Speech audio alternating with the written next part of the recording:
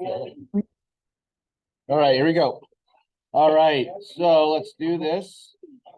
All right. Here we go. Use the following graph to answer the following questions. Okay, and let's say that we make up the y values. I would say, like 1, 2, and 3. Right here, let's say I use 3. Again, you can make up your own numbers for this, 1, 2, and 3. For the test on next week, they're gonna be y values, but just for the sake of this, this is the only graph I can really find. What is the domain and range of the function? So domain is, notice that this graph keeps going left and right. Okay, so the domain of this is negative infinity, comma, positive infinity. All right. The range, however, let's say this is like a 2.5, I guess. Okay, I don't know. Again, whatever you marked, it's going to be what range. It keeps going down this way, so it's negative infinity, comma, 2.5, and then bracket. All right. Where is the function increasing and decreasing? So you go increasing from negative infinity all the way up to this point right here, which is -3. So it'll be negative infinity, comma, -3, bracket. Okay. And then it's increasing from here to here. So that's what? -1, -1, comma, 4. Sorry, not -1, +1. I just thought it should be +1, 4. Right? And where is it decreasing? And you can put a U right here too. U, and then put 1, comma, 4. You can do it that way. Remember that U stands for and. Decreasing is from, the only part that's decreasing is from here to here. Let me draw the red. So that would be from -3 to +1. All right. Cool. All right. And then you're getting the f of -3.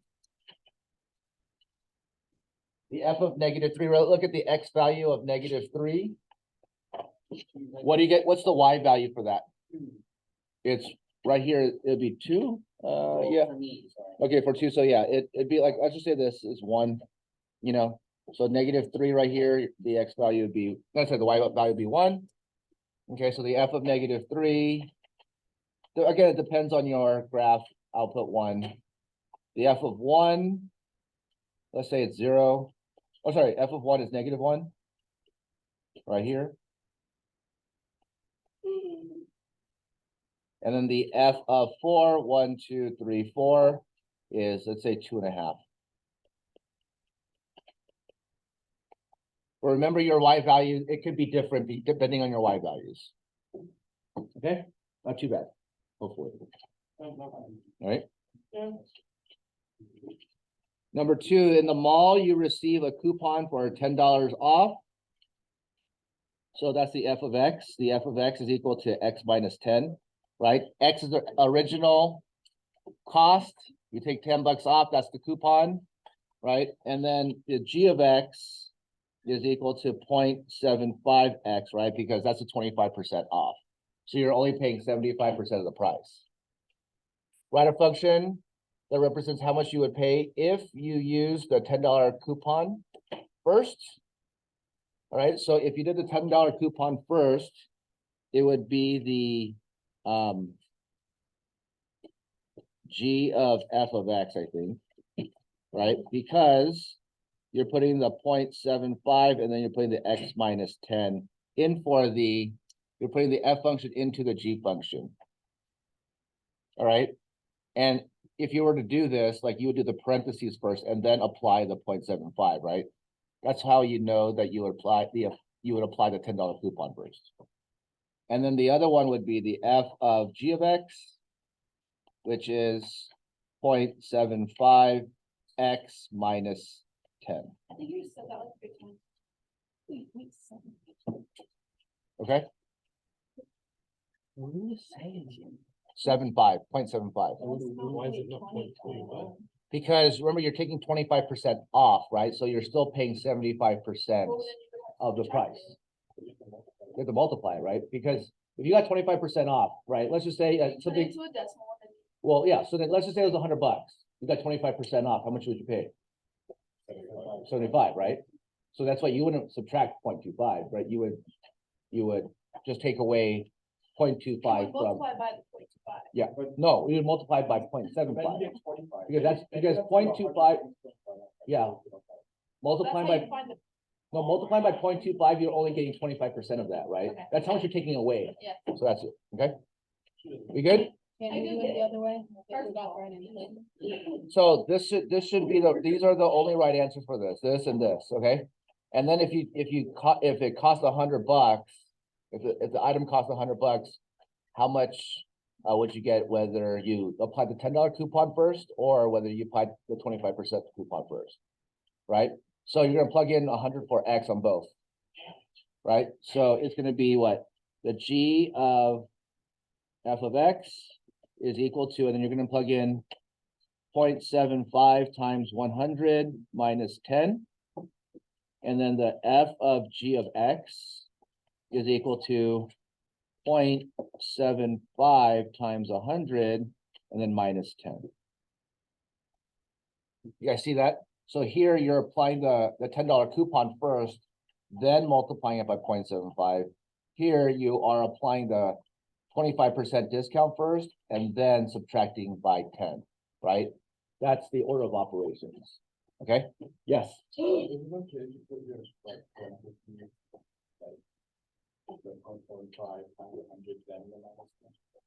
Yeah, as long as you get it right, that's fine. So 0.75 times 90 is 67.5 for this one. This is 67.5. That's how much it costs. And then the other one is 0.75 times 100 is 75. Minus 10 would be 65. So it's better to take the discount first, or the 25% coupon first, and then take the $10 off. Cool? We good? All right, number 3 is you have the original function, you have to find the inverse function, switch the X and the Y, so it'll be X is equal to -3 over 4Y minus 6. So once you switch the X and the Y, you just solve for Y. So you add the 6 to both sides. So it'll be X plus 6 is equal to -3 over 4Y. Then multiply both sides by -4 over 3.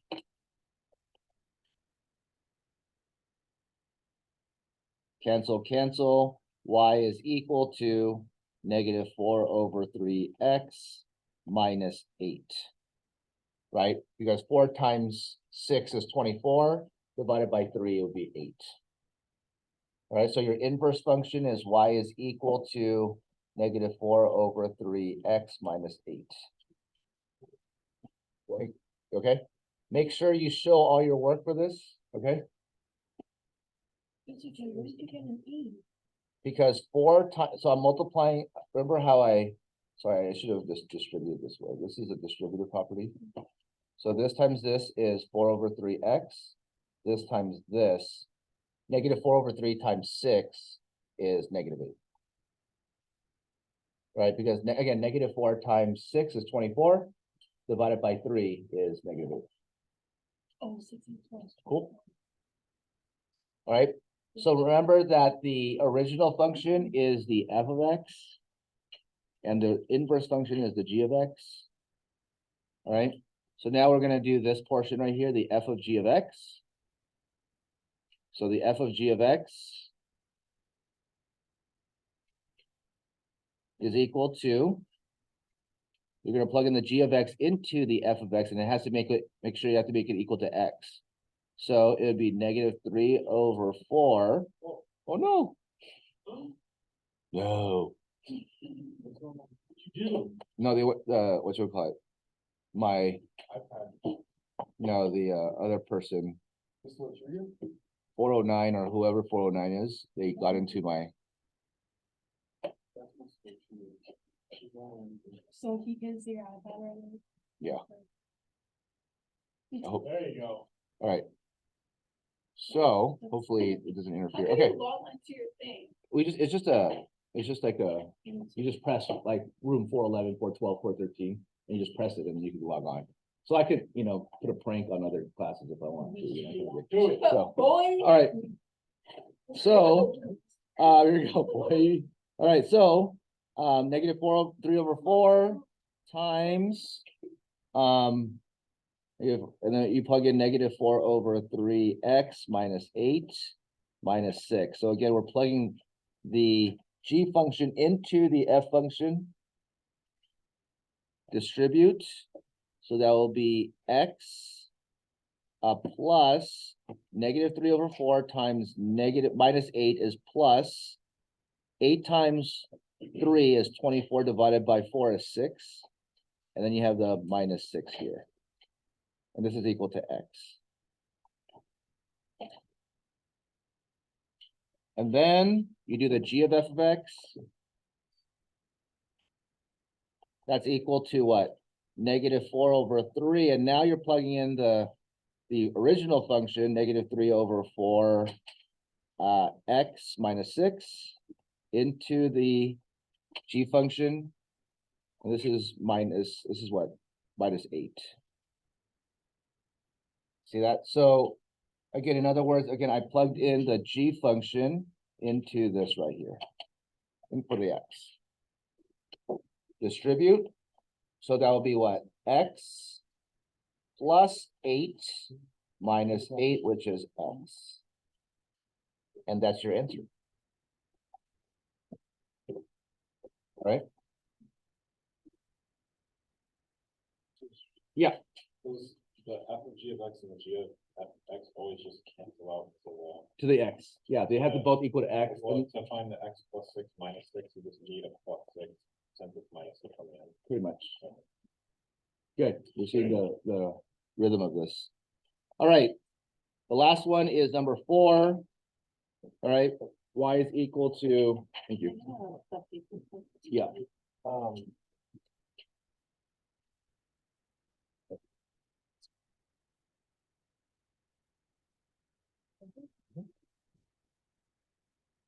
So Y is equal to, dude, I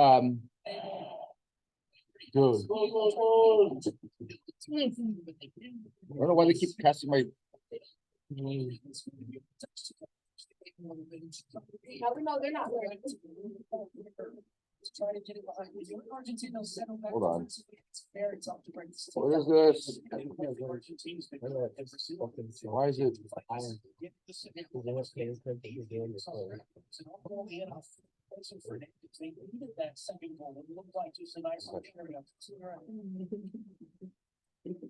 Wait, what's going on? I can't. What the heck?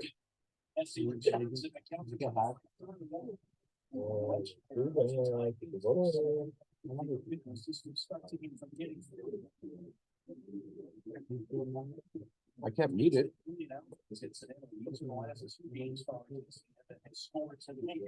I know. What is this?